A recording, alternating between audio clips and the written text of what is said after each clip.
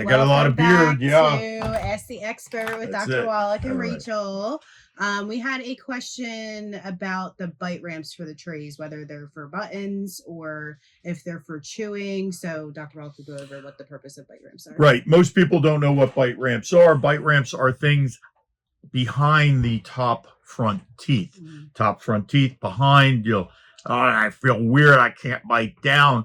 That's called a bite ramp. Not on the front, but behind. They are not attachments. They are not buttons. They're not things on your teeth. They're just things in the plastic, in the shape.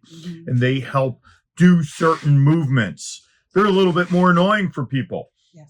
Absolutely. Although some people are like, oh, I love them, which they're a little weird, those people, but that's okay. Each their own. But it's a little annoying and a little difficult to get used to in the beginning. They are there not to annoy you. They're there for a purpose, to help move teeth in specific directions, to help prevent issues. And so they aren't put there to annoy you. They're put there to facilitate your treatment.